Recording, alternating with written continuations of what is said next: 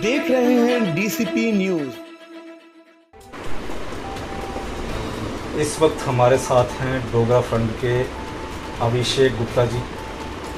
आइए जानते हैं जो बांग्लादेश के अंदर जो आपदा आई हुई है, हिंदुओं बेटियों के ऊपर अत्याचार हो रहे हैं, बलात्कार किए जा रहे हैं, लूटा जा रहा है उनके घरों को। आइए जानते हैं। अभिषेक जी बताइए कि ज़रा जो बांग्लादेश के अंदर जो आपदा आई है, क्या कहोगे इसके बारे में? देखिए, सबसे पहले तो मैं कड़े शब्दों के अंदर इस घटनाक्रम की निंदा करता हूं कि जिस प्रकार से वहां पर धर्म के आधार पर हिंदुओं को पकड़ करके चुन करके मारा जा रहा है, काटा जा रहा है, हिंदुओं के मंदिर को जो धर्मस्थली है उसको तोड़ा जा रहा है, ये निंदनीय है। बांग्लादेश के अंदर एक धरना प्रदर्शन शुरू हुआ, वहाँ पर आरक्षण की ज़रूरत थी नहीं थी, मैं उसमें नहीं जाना चाहता, उनका एक इंटरनल मैटर है। आरक्षण को आग बना करके एक बहुत बड़ा घटनाक्रम रचा गया और उस घटनाक्रम के माध्यम से वहाँ पर आगजनी की गई, वहाँ पर लोगों को मारा गया, पीटा गया, वहाँ की प्रॉपर्टियों को आग लगा दी गई, जिस कारणवश जो है वहाँ की जो प्रधानमंत्री शेख हसीना है उनको उस देश को छोड़ना पड़ा, अपनी इस्तीफे से, अपने पद से इस्तीफा देना पड़ा। बांग्लादेश हमारा पड़ोसी मुल्क है, पर पड़ोसी मुल्क से भी ज़्यादा 1947 से पहले वो हमारा ही हिस्सा था। बांग्लादेश हिंदुस्तान में से निकला, आज़ादी हुई, उसे ईस्ट पाकिस्तान बनाया गया और ईस्ट पाकिस्तान बनाने के बाद 1971 के अंदर पूर्व प्रधानमंत्री श्रीमती इंदिरा गांधी जी ने उस समय की जो सिविल वॉर थी उसमें सहयोग करके पाकिस्तान के दो फाड़ किए और बांग्लादेश का निर्माण किया।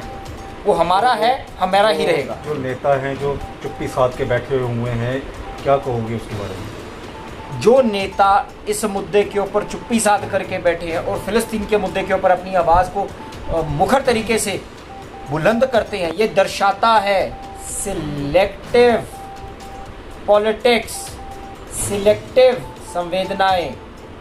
अरे फिलिस्तीन के अंदर भी जो घटनाक्रम घट रहा है वो बहुत बुरा है, लोगों की मृत्यु हो रही है, 40,000 लोगों को वहाँ मार दिया गया। उसी प्रकार से जैसे हिंदुओं को पकड़ करके बांग्लादेश के अंदर मारा जा रहा है, पीटा जा रहा है, काटा जा रहा है, हिंदुओं की, क्रिश्चियंस की, सिखों की धर्मस्थली को तोड़ा जा रहा है, ये इंसानियत के नाम पर एक काला धब्बा है। अरे राजनेताओं, राजनीति तो पूरी उम्र चलती रहेगी, परंतु ये एक ऐसा समय होता है जब आपको इंसानियत के साथ खड़ा होना पड़ता है। अरे फिलिस्तीन के अंदर कोई घटनाक्रम घटता है, आप उसकी कड़े शब्दों में निंदा करते हैं, आप ट्विटर पर बड़े बड़े लेख लिखते हैं और उसके प्रकार से जो है फिर ऑल आइज ऑन फिलिस्तीन के बोर्ड लगाते हैं, प्रोटेस्ट करते हैं।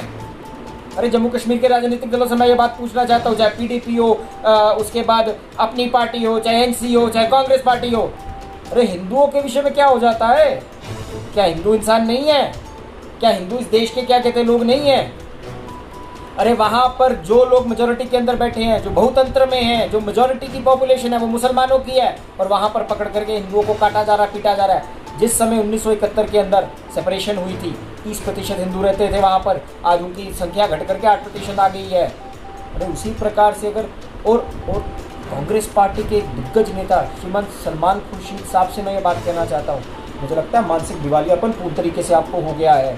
एक बड़ी पुरानी कहावत कही जाती है, जिस समय विनाश सिर पर मंडराता है इंसान का विवेक मर जाता है। विवेक आपका मर चुका है। आप कहते हैं हिंदुस्तान के अंदर बांग्लादेश जैसे हालात हो जाएंगे। अरे यहाँ पर मेजॉरिटी में कौन है? हिंदू हैं, मुसलमानों की जनसंख्या बड़ी है, यानी कि सहयोग से, प्यार से हम सब इकट्ठे चलते रहे हैं। पर इस प्रकार का वक्तव्य देकर के आप देश के संप्रभुता के अंदर, देश की अखंडता के अंदर जो है आप एक खलल डालने की कोशिश कर रहे हैं, डिवाइड क्रिएट करने की कोशिश कर रहे हैं। अरे सत्ता से बाहर है, लोगों के बीच जाइए, लोगों के काम कीजिए, लोगों के कार्य कीजिए। 15 साल से आपको सत्ता नहीं मिली है, लेकिन ऐसा वक्तव्य देकर के आप देश की जो यूनिटी है उसको तोड़ने की कोशिश कर रहे हैं और साथ में ये बोलते हैं कि हिंदुस्तान के अंदर कभी भी बांग्लादेश जैसे हालात बन जाएंगे।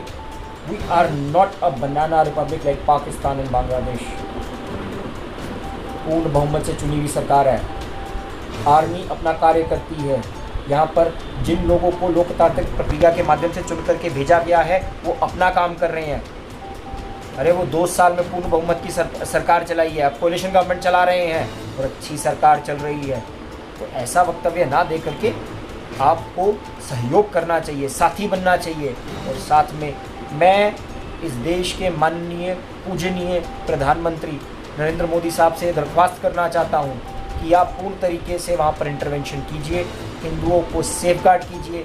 1 करोड़ 26 लाख हिंदू बांग्लादेश के अंदर रहता है, उन हिंदुओं को हम शरण दें जब तक वहाँ पर हालात जो हैं वो ठीक नहीं हो जाते। मैंने सुना है कि अभी जो वहाँ पर ग्रामीण बैंक के जो निर्माता हैं और जिनको एक नोबेल प्राइज़ भी मिला है, उन्होंने सरकार की शपथ ली है, उसमें कुछ अच्छे लोग भी आए हैं। मैं आशा करता हूँ कि इस प्रकार की आगजनी बंद होगी और ख़ास करके जिन लोगों ने वहाँ पर हिंदुओं के मंदिरों को, घरों को और अल्पमत में जो लोग वहाँ पर कम्युनिटीज़ हैं उनको मारा गया है, उनके खिलाफ कार्रवाई करेंगे जिन लोगों ने एक प्रक्रिया की है। और साथ में हिंदुओं की और बाकी कम्युनिटीज़ की सुरक्षा को वो सेफगार्ड करेंगे। और साथ में किसी भी देश के अंदर हालात जब बिगड़ते हैं, उस देश के अंदर की संप्रभुता का पता तब चलता है जब वहाँ पर जो माइनॉरिटी में रहने वाले लोग हैं वो फल रहे हैं, फूल रहे हैं, बड़े हो रहे हैं। हिंदुस्तान उसका एक जीता जागता उदाहरण है कि किस प्रकार से हिंदुस्तान के अंदर लोग जो हैं, जो माइनॉरिटीज़ हैं वो बड़ी हैं, उनकी श्राइन्स को सेफगार्ड किया गया है। चाहे आप सरदारों की, सिखों की बात कर लीजिए, मुसलमानों की बात कर लीजिए, बौद्ध की बात कर लीजिए, जैन्स की बात कर लीजिए, यहाँ पर जो आया है वो बड़ा हुआ है, फला है, फूला है। दुनिया में किसी देश के अंदर जो है जूस को, यहूदियों को कभी आज तक संरक्षण नहीं दिया गया। वो यहूदी आज भी ये बात कहते हैं कि जब पूरी दुनिया के अंदर हमें मारा जा रहा था, पीटा जा रहा था, काटा जा रहा था, उस समय एक हिंदुस्तान ऐसा देश था जिसने हमें रखा। कभी हमें ये नहीं कहा कि आप कन्वर्ट हो जाइए। और हमारी जो श्राइन्स हैं, जो उनके पूजनीय स्थल हैं, वो आज भी हिंदुस्तान के अंदर से सुरक्षित हैं। आपको क्या लगता है किसका हाथ हो सकता है बांग्लादेश के अंदर जो ऐसी घटनाएं हो रही हैं बांग्लादेश में? देखिए, बांग्लादेश के अंदर जो घटनाएं घट रही हैं उसमें जिस प्रकार की आवाज़ या जो इंटेलिजेंस की रिपोर्ट आ रही है उसमें ये कहा जा रहा है कि पाकिस्तान मुख्य तरीके से इसमें इंडल्ज था। पाकिस्तान ये चाहता है कि जो शेख हसीना पिछले 4 टर्म से सत्ता में बैठी हुई है उसे हटाया जाए। क्यों?